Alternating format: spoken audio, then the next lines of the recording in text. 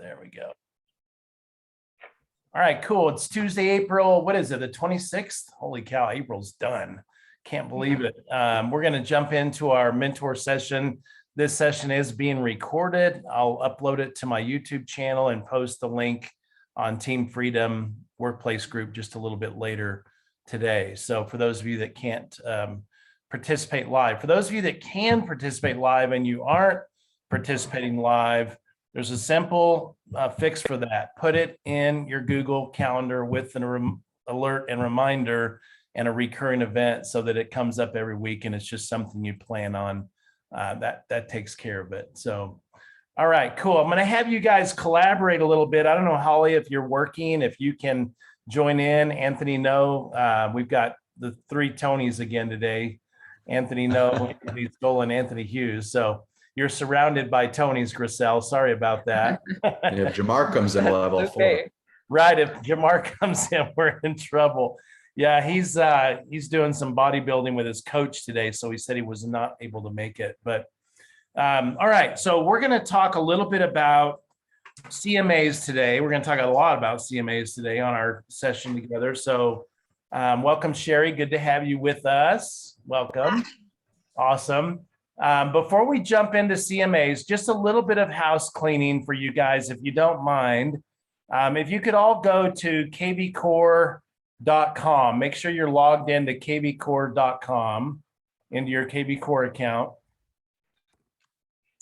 Okay, so everybody tell me when you're logged into kvcore. Okay, Anthony's got it. Anthony Stoll, I'm going to start calling you Dolphin. Anthony knows, got it. All right, cool. All right, I'm going to share my screen here. It's a good hat, Tony. What can I say? It is a good hat. I'm just giving you. All right.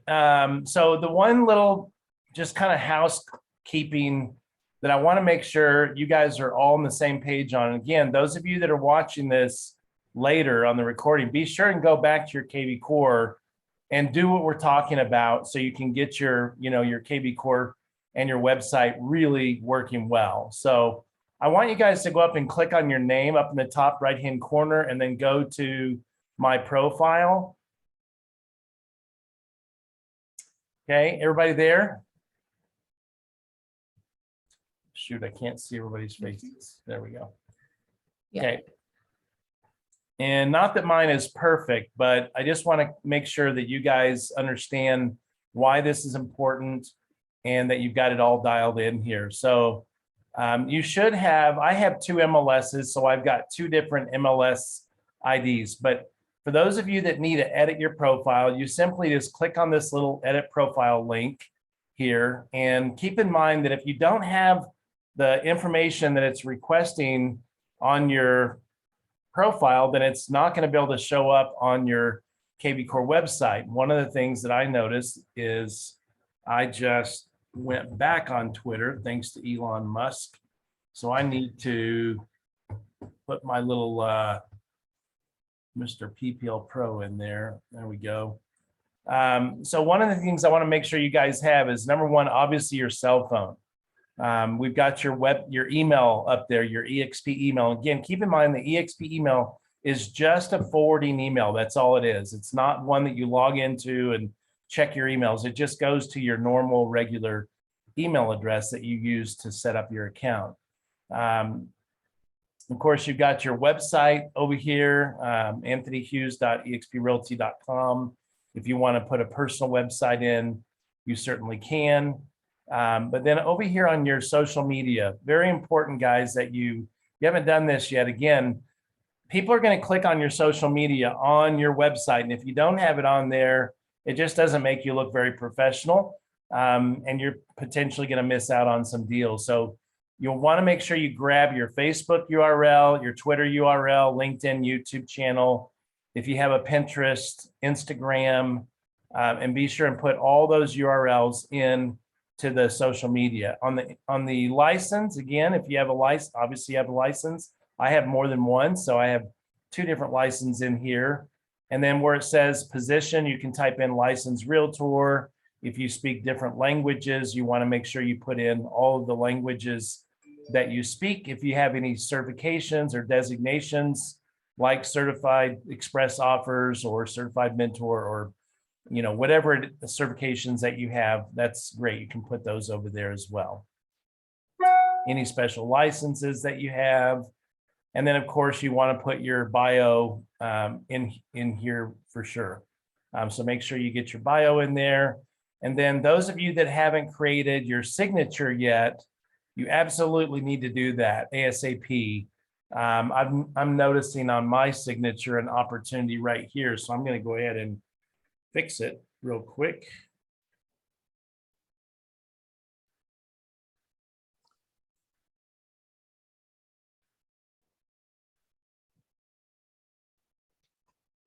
So I'm just going to put my license information down here.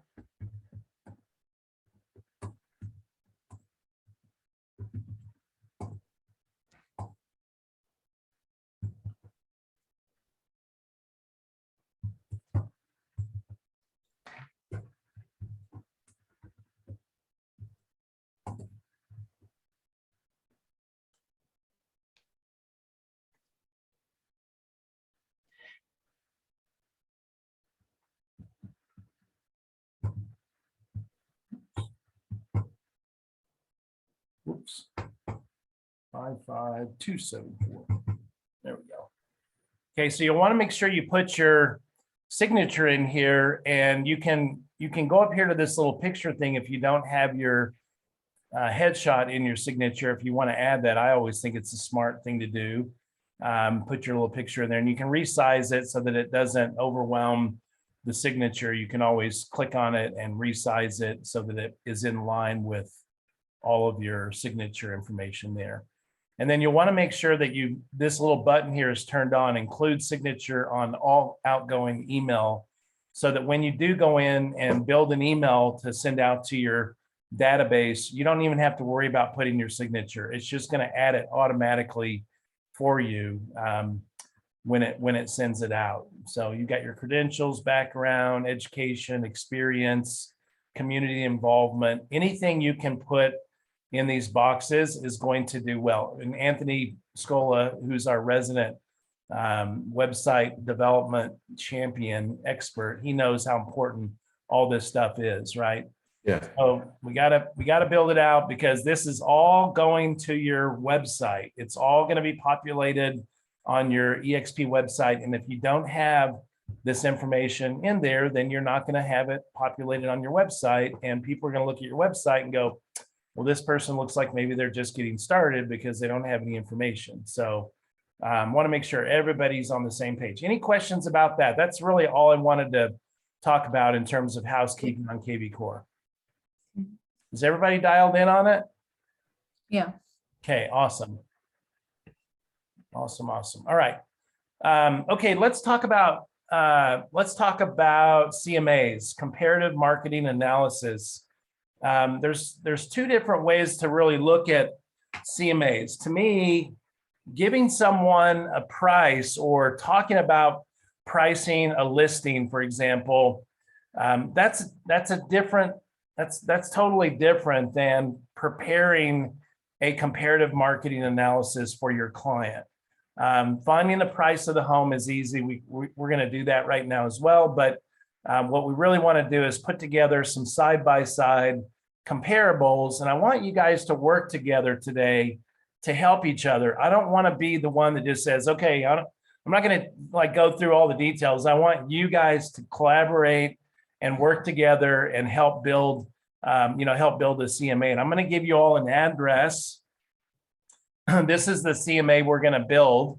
And let's just say that I'm your client and I'm looking at this home on 4301 North 21st Street, unit number 21. It's priced at $679,900. It's got 3 bedrooms, 2.5 baths. It's 1,674 square feet. Price per square foot is $406. That seems really high, but we'll see. Year built 2001. It's got a community pool, so on and so forth. We can look at, it's been on the market now for 4 days. They're offering the buyer's agent 2.5% commission. So this is the address I want you guys to write down: 4301 North 21st Street, 21. That's Phoenix, Arizona 85016. Okay.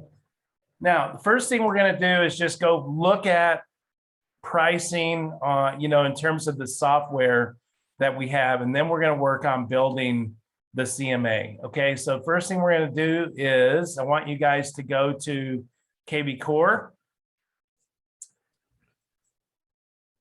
Okay, so just go ahead and get to your KB Core account, and then this is, oops, not the page I want to be on, marketing. There we go. Okay. So underneath your KB Core widgets, your widget panel over here, you've got marketing. Just go to all marketing, and what you're going to see down here is CMA Builder. Create market reports to send to your clients. I want you guys to click on Get Started. And then you're going to just put in your last name, pretend like you're preparing this for, one of your clients. And then we're going to put in the address, and that's going to bring up some addresses, and we want to make sure we find the right one.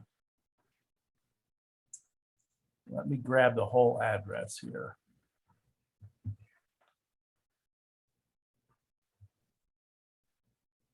Okay, there it is right there.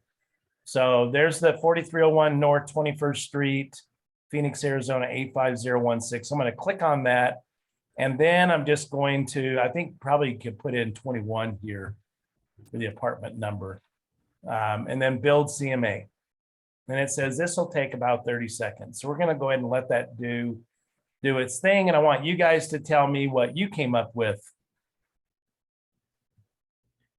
This to me is really just kind of getting a price put together, but the CMAs, the ones that I've found to be the best are the ones that come from the MLS, because you can really manipulate that data and get it down to, you just want to compare homes that have sold in the last 60 days or whatever, and really get a tight comparison for your client. But let's just see what KB Core pops out here.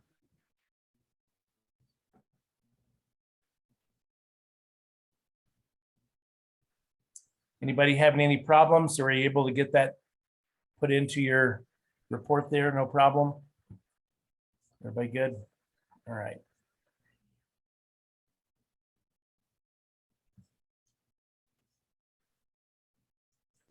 Okay, did anybody else, did it say unable to process CMA at this time? Yeah, mine is just stuck at generating. Mine just gave me the same error. Okay, that's pretty typical for KB Core. I don't know why it is. That's unfortunate that it's not going to give it to us. We're going to try and take out. Let's just try this one more time. Sorry, there's not enough data to generate a CMA. I guess I might have picked a bad address, but shoot, I thought I had this thing figured out. That's all right. KB Core sometimes just doesn't give it to us, and that's fine. We're going to go ahead and copy that address. And what I want you guys to do is go to narrpr.com. So we should be on this website here. narrpr.com. RPR is experiencing performance issues with PDS, but performance is returning to normal. Okay. Seems like it must be a full moon or something. So what we're going to do is just go ahead and paste the address and the location. I'm thinking that 21 is throwing us off.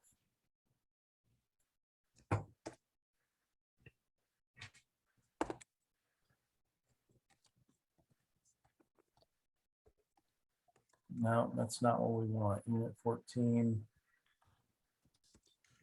It came up for me. I'll put what I typed in the chat if that helps. I didn't even hit the search bar, so Oh, fair enough. it should come up. It's that 21 that I'm a little nervous about, because I saw the other one that came up said, there we go. Okay, there it is, guys. All right, perfect. So here we've got got the address in there. We can look at the pictures. And one of the first things that I like to do is just scroll down here and look at, the property summary. So they've got this home listed for $679,900. This is showing the RVM valuation is showing $491,980. And then the CMA value, if you want to click on the little eye up there, it'll kind of tell you what these little acronyms stand for. And then the CMA value says 582,313. What's your guys' initial impression about the price of this home? Seems high. Aye. Seems high, doesn't it? Yeah. And so, we've got a couple things that could be going on. That whoever bought this home, we could dive into Monsoon and look at their how much they paid for the home. We could do some rough guessing on, how much they've got into this baby. They definitely put, a lot of money into rehabbing it. That's pretty obvious by the pictures. It's beautiful. I looked at some other units in the same complex that are not near as nice as this, but still, that is a big difference between what it's showing us there, 582 versus 679.9. So that's number one. And then of course you can come up here and click on the CMA button. And oops, let me minimize some stuff so I can see what's going on here. Keep having all these pop-ups. So you can go right down this list. When you click on CMA, you can say comparative market, build an estimate based on comps. The first thing it's going to do, and I've already done this, but you guys can go through it, is you just confirm the home facts. Does it have that much square foot, 3 bedrooms, 2.5 baths? Just make sure that all the data looks correct versus what's on the MLS comp or the planogram. And then you've got search for comp. So you can click on that. And again, this is showing us a range of $454 to $788 or $348 per square foot. What is the square foot amount on theirs? 406. Again, a really good way to look at if a home is priced properly is look at the average price per square foot of similar homes, and you can tell whether or not they're priced high. This home is definitely priced high, in my opinion. You can make some adjustments here in terms of comps. Really, you don't typically. I never have to worry about that.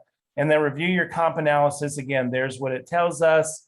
And then you can go down here and click on create report. And this is going to give your sellers a beautiful report on their home that's going to give them the price. And you can go down here and you can type in the recipient's name. You can put a little email together. You can also email it to yourself, to their spouse. You can CC it to yourself right there, and then click run report and you're off and running. Usually only takes about a minute to get those done. Another just simple way to do it is just go straight to reports up here at the very top.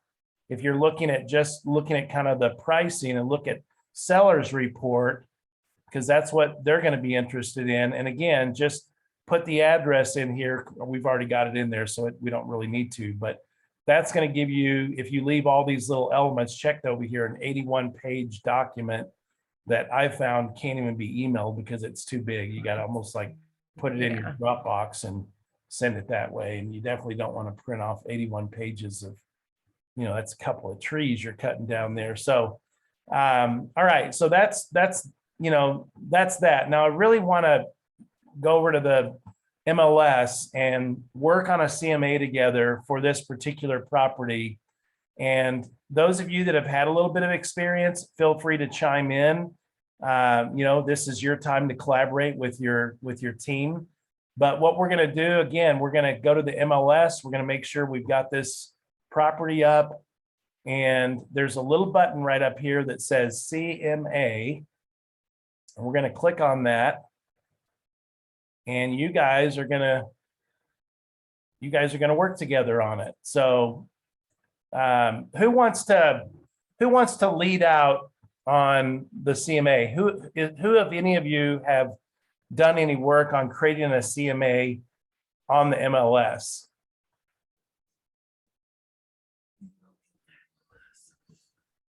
Nobody? I can't see your faces, so.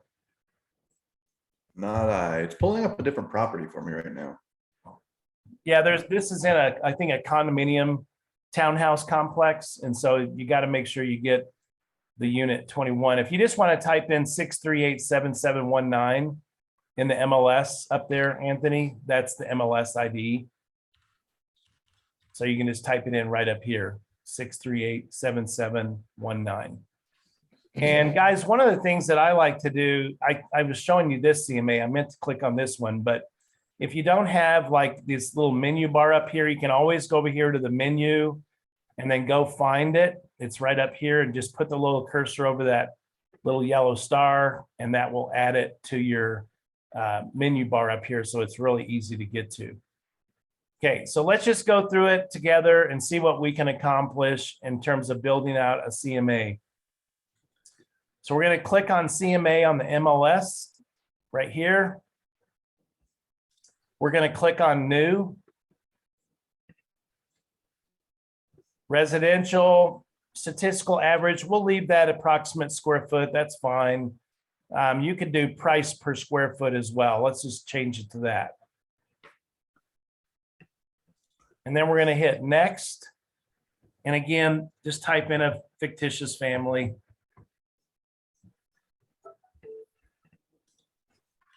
And you can put in some comments to them, whatever you want to put in, that's fine. And then we're going to hit this bottom right-hand little button here that says next step. And then we're going to put the address in, the address bar up here. We're going to go ahead and put it in the appropriate boxes.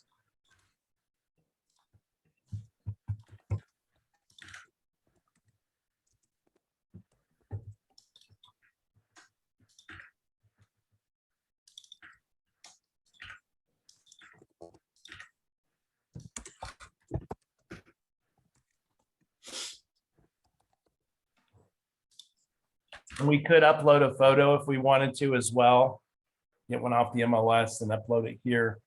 We're not going to do that right now, but and then I've got the, let's see, where is it? Make sure I'm on the right place here. Let me open up one more little MLS tab. And we want to pull up this listing. There we go.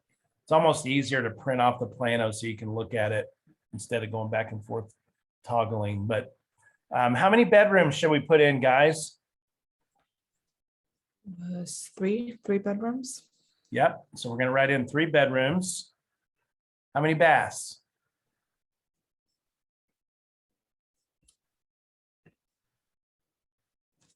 How many baths do you want to put in there? 2.5. 2.5. And what's the square footage? 1674. Okay. And the lot size, that's going to be right here. 0.026. And when was it built?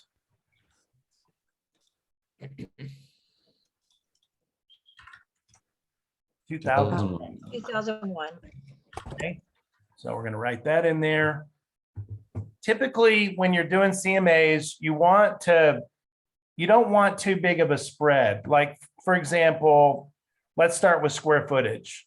If I were to do some comps for a client with 1674 for the subject property, I would probably look at maybe 200 square feet less and 200 square feet more. So if we wanted to round it, we could just say 1,400 square feet, to 2,000 square feet or 1,900 square feet, whatever you want to do. But generally about 200 square feet on either side of the subject property.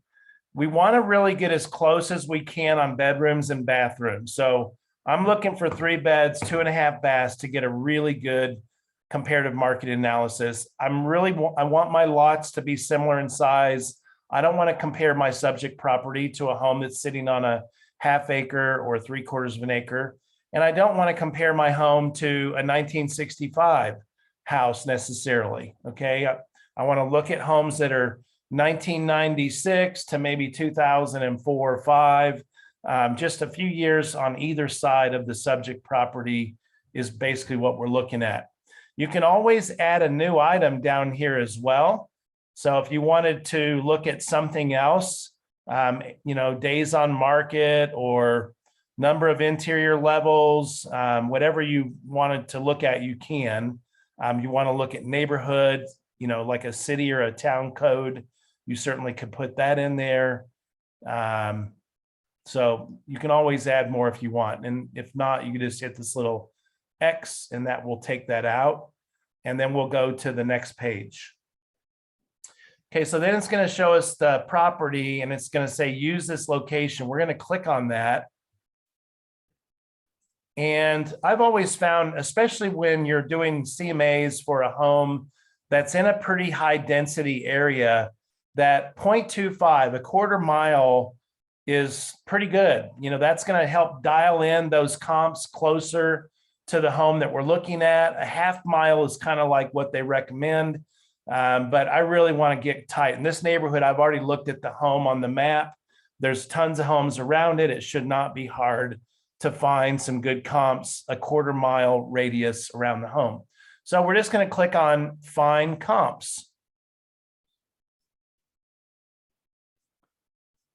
Okay, and now we're going to look at these properties. Now,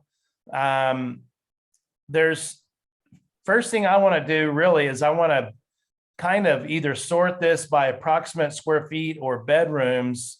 Let's just go to bedrooms first, sort descending.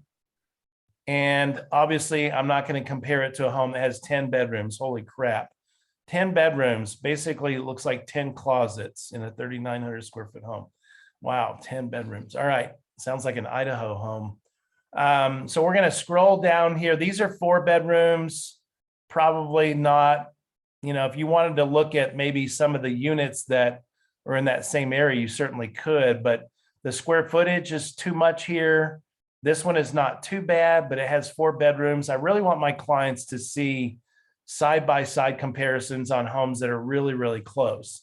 So as we scroll through this list, you guys tell me which home should we add to our CMA so that we can compare the subject property with these homes. Do you see any on this page that we're looking at that might be good to add?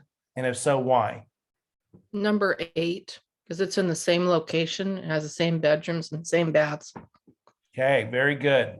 So number 8. So we're going to click on number 8. We're going to check that one. Okay, what about number 9? Too many rooms. I think 23 is good. Wait a minute, too many rooms. It's got 3 bedrooms. Number 9, sorry, I was looking above it, not below it. Oh, okay. But wouldn't you guys say that this is a pretty comparable? Number 9's good. Yep. Is that looks the really good. half bath a big difference though? No, not a big difference. I mean, it definitely is, a plus in their favor, especially when you look at the price of this home. This was closed already. So, I like to do most of my CMAs off of closed properties, but again, I don't really want to compare a home to a home that closed a year ago. That's too long ago. Too much has happened to this market in the last year to compare to homes that have closed a year ago. So I would really want to fine tune, when the property is closed and make sure that I'm providing really good data to my clients. But let's leave it for now. Let's just scroll on down and tell me if you see any others that you think would be appropriate to add. That one on Turney Avenue. Why do you think that's a good one? Same bedrooms, bathrooms, close to the square footage. Yep, exactly. That's good. So we're going to add that. Let's look at this next one here, Roma Avenue. It's not far off. Far off. So Is the property that we're looking at, the main one, is it like a condo? it's a townhouse. Okay, so Yeah, and that's any of another. them that are townhouses will probably be better to compare than like an actual home too, right? Exactly. That's another really good point. Do we really want to compare this townhouse to, a freestanding home, right? That's another really good thing to look at. Doesn't mean that we don't want to necessarily include them in the CMA, but we want to, consider that as we're talking to our clients. Here's one that is 1767, 3 bedrooms, 2.5 baths, and our subject property has 1,674. So I think that looks like a good one, don't you think? Yeah. 14.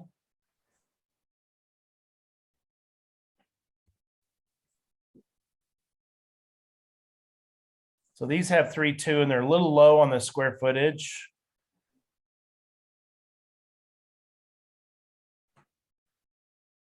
This one's interesting. If you look at the price differential, it's a 3.2, 520,000 was the list price. Looks like it ended up at 515. Let's see if we can find any that are a little bit closer. What about this one right here? Yeah, that's the one I like. It's also a townhouse. Yep, definitely want to add that one. What about this one right here? That's the subject property. No, it's not. That's the subject property when it closed the last time. So look at that. We could look and see when it closed, but 429,000, and they've got it listed for 679,000. Wow. Oh, they remodeled it a lot though.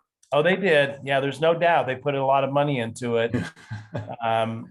So it's definitely a lot nicer home. Let me turn that off. Okay, let's see. We got a 1767, 3, 2.5. That wouldn't be a bad one. Maybe. There's a 1674. Basically right next door, isn't it?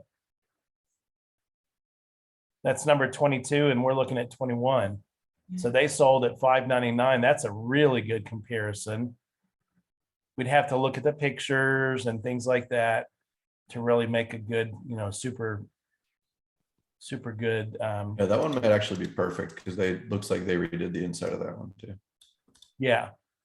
And then here's our subject property right here.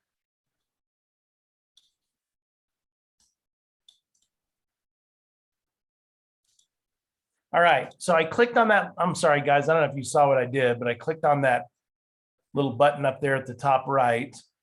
What does it say? Somebody tell me. I can't remember. Return listings to CMA. Yeah, return listing. So now we're on the summary page. And again, if I had a little bit more time with you guys, we would go into the photos. We would look at, have they upgraded? We're definitely looking at the size of the lot. We're looking at days on market. How long has it been on the market, or how long did it stay on the market at the price? There's a ton of stuff that you can, really dive into if you really want to get super granular. But what are some of the things that stick out to you guys here on this summary page?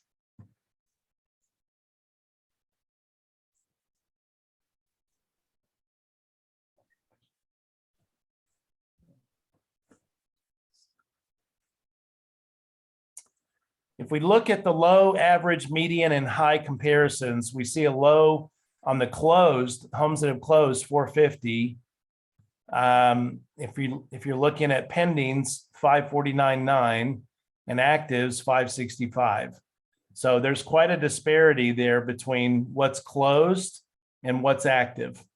Doesn't mean that active is going to close at 565, but it probably has more to do with the inventory of the market, supply and demand, and it could do with the fact that they have it overpriced. So average, again, closed 600,000, 549 pending, 622 active. The median, you can look at the median and you can look at the high. What home happens to be the highest of the active homes?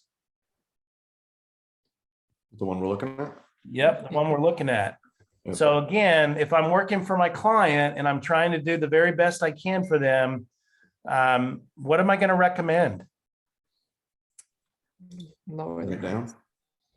Yeah, this home is overpriced and they're trying to take advantage of the market, and that's fine, whatever. But we're probably, at least 50,000 too high. And for someone to get this home, they're probably gonna have to do it cash, so they don't have to do an appraisal, because I doubt very seriously, even with the upgrades of this home, that it's gonna appraise. And if it doesn't appraise, we call that the appraisal gap. The amount the appraisal came in for versus what the home is being sold for, there's a gap there that, the difference of which can kill deals or can be a negotiating point. But overall, when we look at these homes, and we've added quite a few properties too. What we add? 1, 2, 3, 4, 5, 6, 7. So we've got, 6 or 7 properties that we're looking at here. It looks like we've got 7 closed, 1 pending, and 2 active. And if you look at the ones that have closed down at the very bottom, what's the average price per square foot of the ones that have closed versus the ones that are active? Looks like 320 square feet on the ones that have closed versus 340. You guys see that down here? Oh, yeah. Down here at the bottom. So what is our subject property price per square foot? Like 400 and something. Yeah. So what would be an easy way, kind of mathematically, if we wanted to kind of figure out what this home really should be priced at? What would be a little bit an easy way to mathematically kind of figure that out? Wouldn't you just multiply the average square foot by the square foot of the place, right? Exactly. So do that and tell me what you get. 1,674, and we've got an overall, let's just use the overall average price per square foot of $328. So just take 328, multiply it times 1,674, and what does that get you? A little under 550. Little under 550. And they've got it priced for 670 something, right? 79. way overpriced. So in this particular case, here's what's crazy about this market, guys. If this were a normal market, which we're heading back to, thank God, but if this were a normal market, which it isn't yet, this home, the agent who listed this home would be laughed at, basically, that people would mock them because it's just so stupid to price a home that high when the data does not support it at all. But this is not a normal market, and things are really upside down crazy in this market. So everything goes pretty much. Californians are getting out of Dodge. They want to get the heck out of there. They're moving east. They're landing in states like Arizona and Idaho and Utah and, Montana. They're coming with cash, and there's just not a lot of inventory. In a normal market, if I were to kind of open up Flex MLS again and show you guys, in a normal market, we would have about 21,000 listings. Right now, let's just take a look real quick. Hang on a second. I'll show you guys how to do this, and I'm sure you already know, but we're going to go to, I'm just going to open up another Armless page here. Go to Flex MLS. Okay, and what I want you guys to do is pay attention over here. We're going to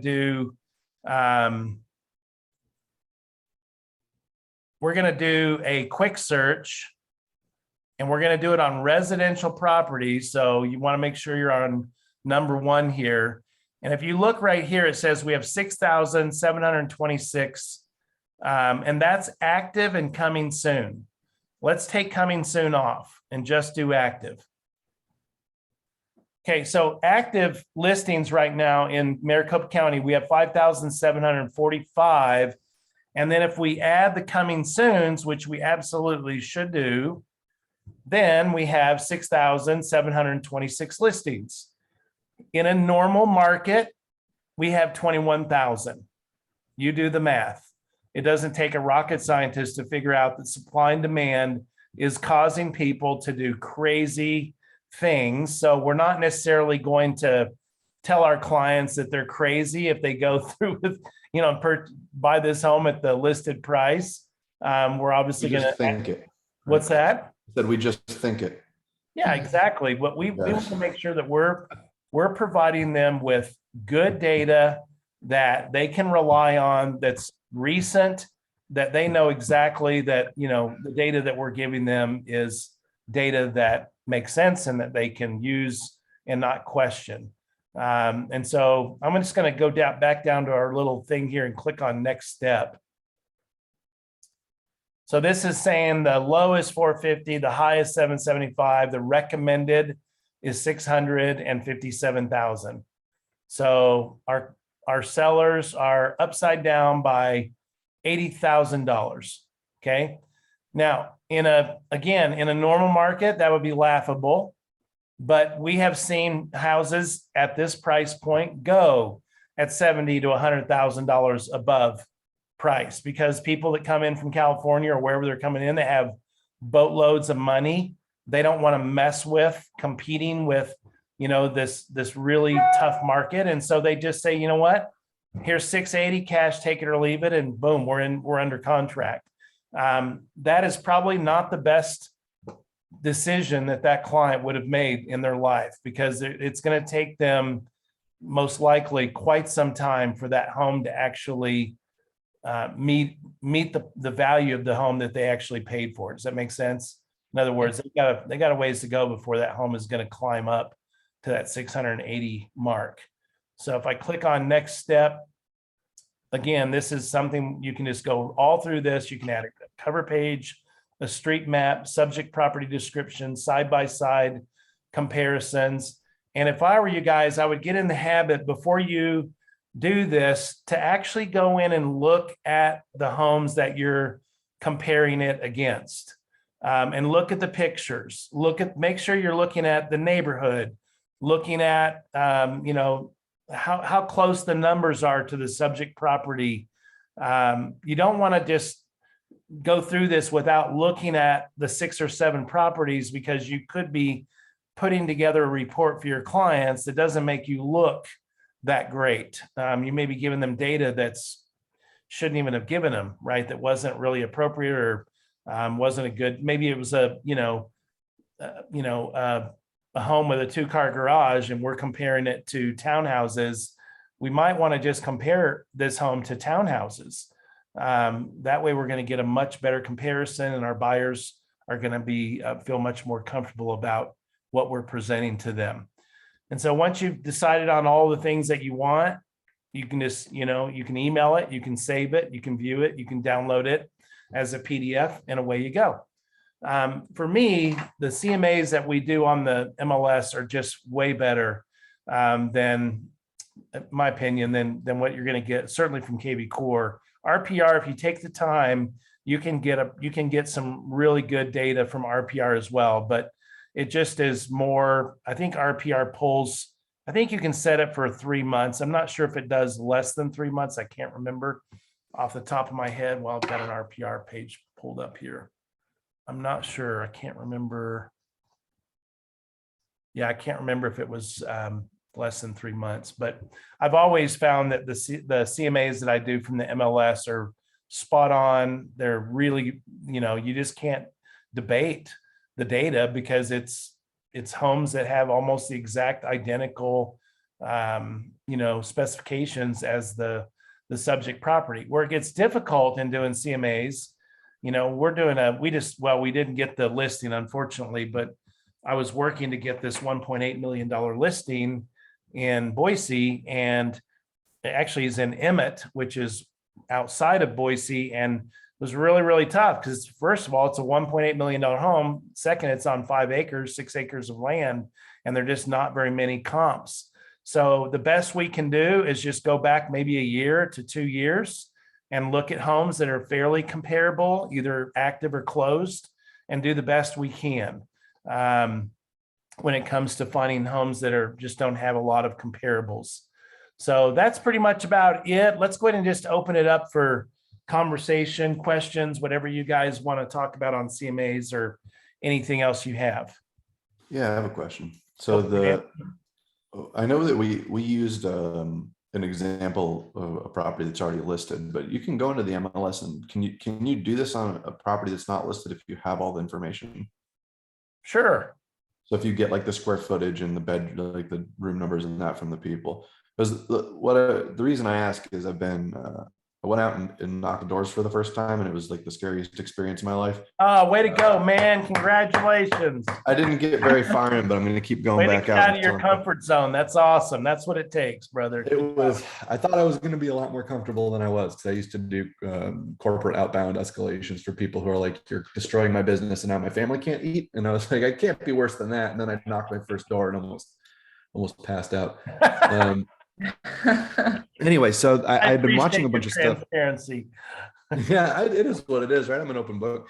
So I was watching a bunch of content about door knocking, and one of the guys said the best thing you can do is have in your back pocket, like, hey, not trying to sell anything today, but if you'd like to sit down with me, I'd be happy to do a CMA for you. And so I wasn't sure, because we used that example of something that was already listed, if we could do it without.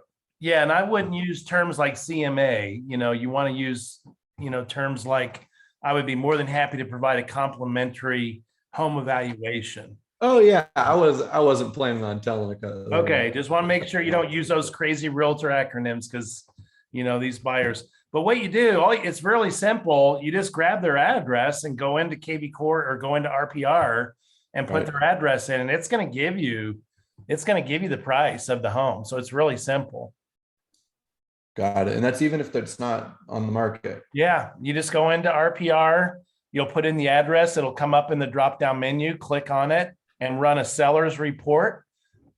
And it's going to give you the recommended price, and it's going to give you the range. And this has just been my experience over the last couple of years. The range, if the home, unless it's just a complete dog, if the home is in good shape, the range, I've found that the price generally ends up being about 5% to 10% higher than the highest number on the range.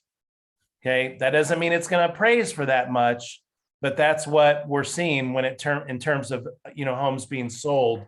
They're actually coming in a little higher than the highest price on the range, which is, again, kind of crazy, but Right. what happens when you only have 6,000 homes in the market. Does that only pull if the house has been listed before? I ask because I just put in, my parents built their house like in 2022 or 21. I just put it in and it didn't pull any information. Yeah, if it's a new home, or if it has never been on the market before, then it's probably going to give you some problems. Okay, fair enough. Yeah, probably going to give you some problems. Anybody else have any questions? Just play No, with but it. Go ahead, Holly. if you're out door knocking and you want to do a home evaluation, and let's say you don't want to take your computer, you can use the mobile apps, but you can run a market analysis from RPR, but you can't from MLS, from the. Oh yeah, I MLS. would. Correct. I would never. So I guess this is like, just like now we're talking about door knocking, right? What you want to do, at least like from what I did, was I went into the neighborhood I'm in with like a really good idea of what houses were worth about anyway. And so if someone asked me on the doorstep, like, what do you think it is? I can tell them, well, we have a listing here, here, and here in the neighborhood. They're all around this price. But if you'd like to, what I can do is schedule a meeting with you later this week, where I bring like a market analysis for you. Then we can talk about a lot, because selling someone at their doorstep seems rough, but like giving them the freedom to be like, yeah, you know what, I would be interested in doing that. That's an in. And then you actually have a meeting set up where you can talk to them, instead of being like, here, see, like, look at it. This is how much your house is worth at their door. Good point. And that second connection, you're just working on building that relationship, and you're bringing them something of value. Printed off a nice, it doesn't need to be 81 pages. It can just be 2 or 3 pages. It shows them, some basic information of the market and that sort of thing. But I like that. That's really good. Hey guys, real quick before we all need to wrap up, I do want to make sure that you guys saw this on Team Freedom this morning. I posted this little thing up here, and it was really for you guys, for the mentees. But this was something that we did in my old brokerage. We called it the daily 10-4, and it's just a really good habit to get in. Again, If you're part-time, you're going to need to adjust these numbers. This is basically for full-time agents, but the 10-4 means there's 4 things that we got to do 10 of, right? And so your daily lead generation habit or add 10 contacts to your database every day. Talk to 10 people or speak with 10 people in your database that are already in your database every day. And then if you talk to 10 people in your database, there needs to be a handwritten note that goes out. So yes, you will go through a lot of stamps, and no, email is not the best way to go. Handwritten note. I just found my wife, we're newly married, you guys probably know that, but she's really big into crafts. She probably has $20,000 worth of craft stuff out in our garage. I mean, we could open up a retail store. She has so much craft stuff. But one of the things that I told her or asked her yesterday is I saw this massive thing full of special kinds of note cards and envelopes. And I said, babe, you've got that Cricut. You know, you guys know what a Cricut is, right? Little. I have one. I love it. Yeah, she's big on her Cricut. And I said, babe, why don't you take your Cricut and why doesn't that be one of your daily tasks? Why don't you just go in and start making some really cute, handwritten notes that we can, do on your Cricut? She goes, I can do that. No problem. So instead of buying these generic ones, at the grocery store, whatever, or on Amazon, she's going to make us up some really cute, basically handmade cards that we can start sending out to people that we're talking to in our database. So handwritten cards, guys, if I could show you my laptop, I've got my little drawer here. I've got drawers full of cards, thank you cards and envelopes. And it's just always been something that I've done. If I go out to my mailbox right now, I can almost guarantee you that there's going to be I get an email that tells me what's going to come in my mail every day. I don't know if you guys have signed up for that, but I know already what's going to be in there because I got the email and it's all garbage. It's all junk mail. Credit card companies trying to get you to sign up and all these companies, right, sending out their advertisements.